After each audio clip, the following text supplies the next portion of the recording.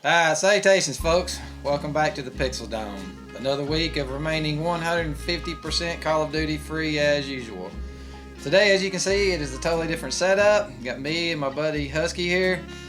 We did some game picking up this weekend, and we've been doing it for quite a while now. So you're going to see him on here a lot more, probably becoming a more permanent part of the channel. Yeah, we'll dispense with the pleasantries and just get to the reason why we're here.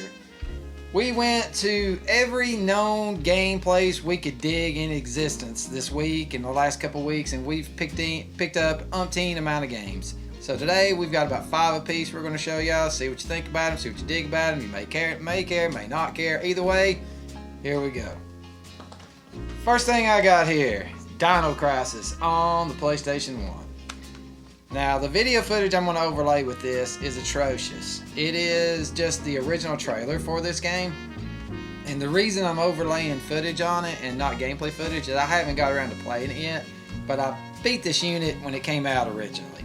It is Resident Evil, essentially, with dinosaurs. And it is a masterpiece. I mean, it's one of Capcom Classic. The only thing that really sucks about going back to some of these older games is the old tank mechanics. Rotate and pivot on one foot. And as much as I love the game and I still want to play it to this day, it can be painful to revisit at times. But nevertheless, Dino Crisis, killer game. What you got, man?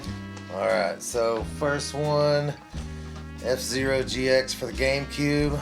I'm a huge F-Zero fan.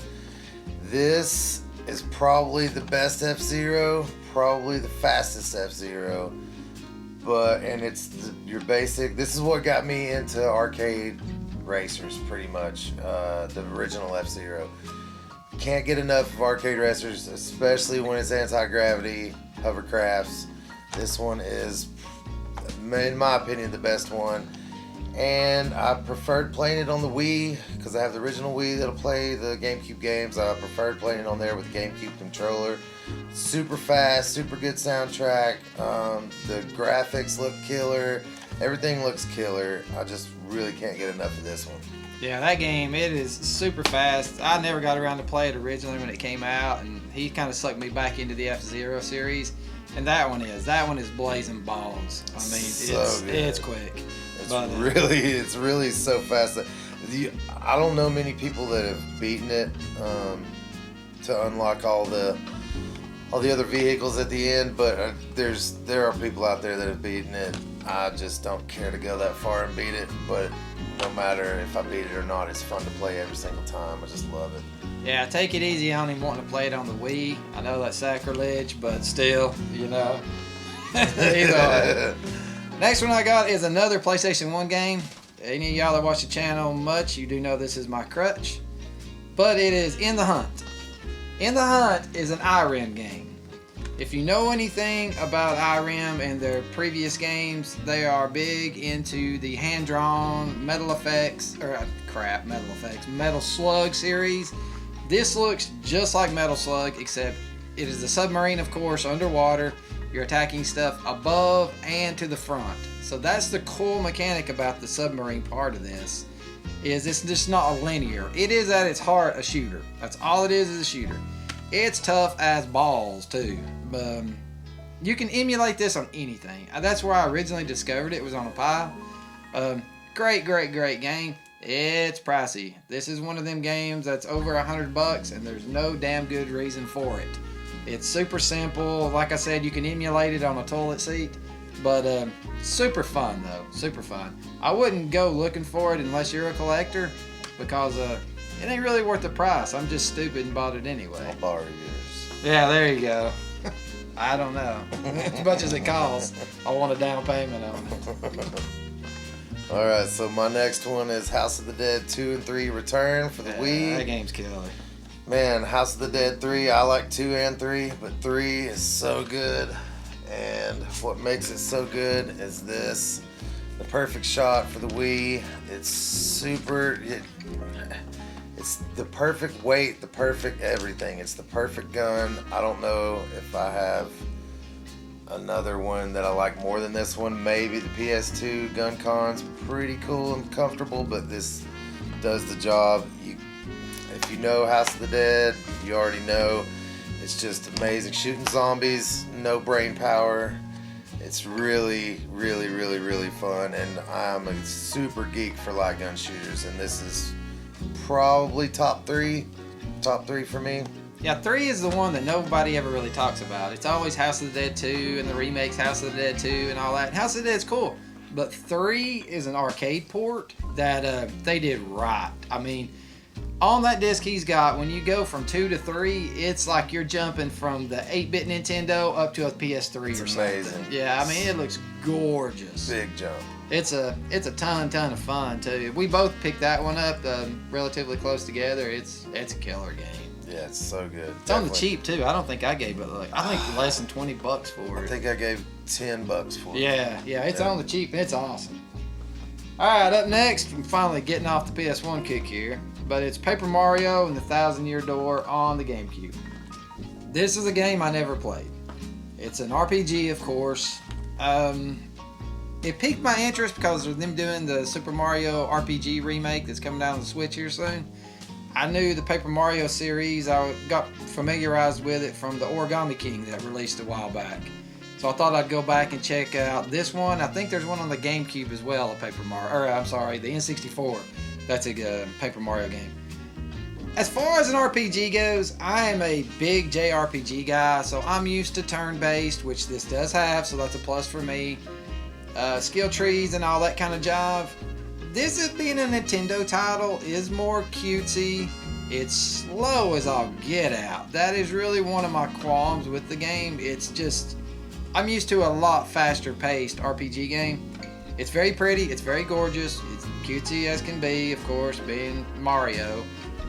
It's a cool game with a cool mechanic. You being paper, when you turn sideways, of course, you're just as thin as a piece of paper. So you can walk through bars, you can turn into a paper airplane at some point and fly over obstacles. It has a lot of super cool mechanics. I'm only about 4 hours into the game. I'm going to make myself continue to play it and beat it, even though the pace isn't really picking up as much as I would like it to. It's still, all in all, a cool game. If you guys get a chance, check it out. Alright, so the next one I got is Diablo for the Xbox, because Matt loves the Xbox. Oh, yeah. This one, Diablo 3 Eternal Collection. It's got both of the expansion packs that came out for Diablo 3. Awesome Blizzard game. Everybody should know this game. I had it on the 360, just the regular Diablo 3, and then got this in a bundle for a good, or in a lot for a good price. So this, man, it's the right amount of story, the right amount of hack and slash. It's really, really one of my favorite games in that genre. Just enough story, just enough hack and slash, just enough killing people. It just everything's awesome about it. And the only problem I have with it is I have 2 other games that I love just as much, so I can't make it through it yet because I keep switching games. Well, I figured your biggest problem would be it's on the Xbox. Yeah, but seriously, if you don't have this, especially the Eternal Collection, if you don't have it, pick it up. It's so good, especially if you just like slicing up folks. That's the greatest thing about the Diablo series. As you go through life and you get busier and busier and busier, Diablo series is still something you can pick up, play for a minute. You don't have to invest your whole day into, and just, have some fun. Yeah, I keep going back to God of War, Diablo, and a couple others, and just playing a little bit at a time, getting to the other one, playing a little bit at a time. When I have time, it's not something you have to sink yourself into for hours and hours. It's just really good, fun, easy killings. Well, I would say I have the same thing here, but I do not. It is R-Type Final 3 Evolved on the PS5. I am a R-Type nut. And this is the 3rd installment of the 3, of course. But I have R-Type Final 1 on the PS2, R-Type Final 3 on the PS4, and now Final 3 on the 5. This thing is a masterpiece, okay? It is the most gorgeous shooter I've ever had in my life. I've had this thing pre-ordered for like 2 months, finally got it. God almighty, it's painful. When any shooter starts you off with 100 continues, you know you're going down a path only meant to take you straight to hell or something. I don't know. This game is one of Dante's levels of hell, but I love it. I will continue to play it. I simply adore it, and yeah, I'll end up doing a whole vid on this one, whether folks watch it or not, because there's so much more I could say about this masterpiece. That's one I want to dive into, that whole series. Yeah, it's awesome. I love the R-Type. The R-Type Final series. The R-Type regular series is cool, and that's what everybody loves, but the Final series they're their own thing in the R-Type world. Alright, another arcade racer, another anti-gravity hovercraft, Wipeout Omega. So, yeah, F-Zero is my jam. It has my heart. I will always love that. The original on the Super Nintendo is what got me into games like that, other than random games at the arcade. Wipeout is my jam. Man, it's hard to say it, but I'm pretty sure Wipeout it's at least on par with F-Zero for me. I love F-Zero, and now I cannot get enough of this Wipeout Omega. It's Wipeout HD Fury, and 2048 compilation all together. The graphics, it's like if F-Zero never stopped and they kept going and kept going and kept getting better and better, you got Wipeout. I spent 2.5 hours the other day just staring at the TV, racing. Winning, losing, it don't matter. It's so fun. So that's fast. the thing about that game. It's you keep wanting to redo it. I have it also. Going from the PS1 Wipeout to that Wipeout, it's crazy because the original Wipeout was so floaty, and then this Wipeout, you've got a sense of weight. Mm-hmm. It's weird because you just feel grounded. You can still blast off into the walls and all that jive, but it's right when you pick your career and your car and all that jive, you go from a standard race. The next race might be a time attack. The next one might be blow your opponent off the track. It don't even matter. It's how many times you can destroy an opponent. Then you go back into a standard race. It is varied and deep. Yeah, it's very in depth. It's so beautiful. It looks so good. The graphics are so good that I'll go back and play tracks whether I win or lose again, just to experience it again, just to play that one track again. Yeah. Even if it's a time attack and I'm losing and can't beat it, it doesn't matter. I go back to it every time. It's compatible with the VR. I'd puke my guts out. I don't have a VR. I've never done the VR thing, but this game kind of makes me want to do that. Yeah, it would be an awesome game to do in VR, but we can't recommend that Wipeout enough. That's if you like racing games, especially if you like the futuristic F-Zero Wipeout type. They nailed it with that one. Nailed it. It's to me, it's a perfect arcade racer. Perfect. All right, this next one for me is just near and dear to my heart. I am a conspiracist, only with aliens. Don't take that crazy with me. At heart, and the Gray Hill incident. This thing, I mean, it had me at hello with the cover. Alright, I'm a big Grays guy. I'm a huge X-Files fan. I'm a huge fan of the movie Signs, and this, if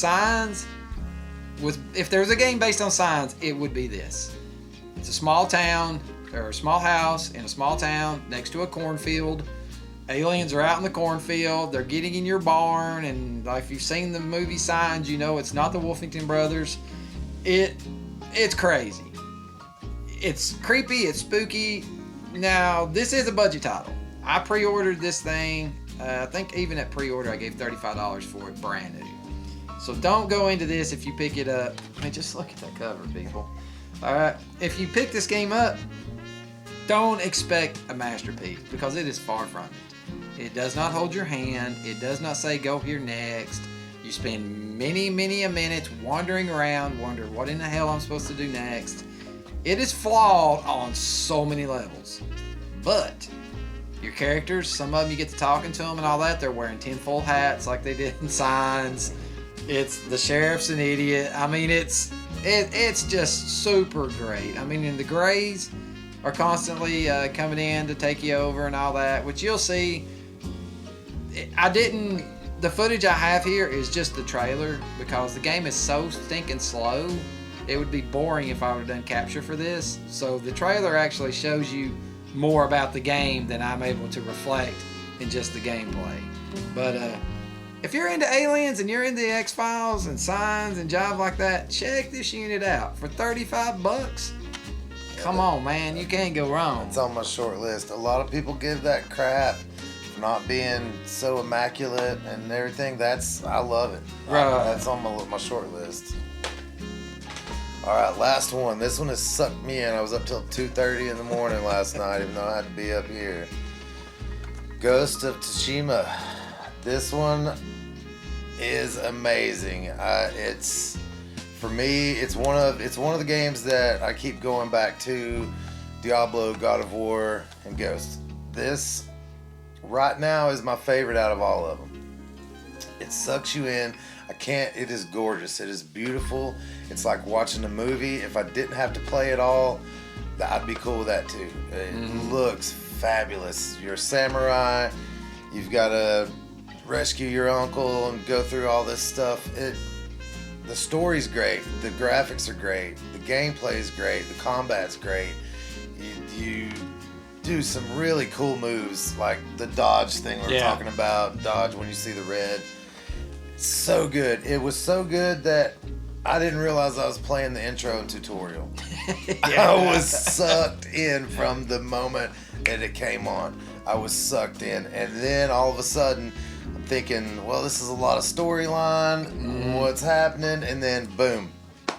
All of a sudden, the game starts. And I was like, well, what have I been doing? It's amazing. I can't recommend it enough. It really, It's hold a special place in my heart, and I just got turned on to it. Didn't know anything about it until Matt turned me on to it. I've got the PS4 version. I'm playing on the PS5. It's immaculate. It's one of them games that you can do as much as you want. If you want to just blast through it and all that job and just get to the end, you can do that. If you're like me, I don't know how he's playing it, but me, I wanted to keep upgrading my armor, max out my bow, keep getting different swords and all that job. It's very deep. I seen it at E3 quite a few years ago when they debuted it, and the first thing it sucks you in, like what he's talking, is it's just gorgeous. The fields, how the wind blows the stalks of the weed over and all that job. It looks great.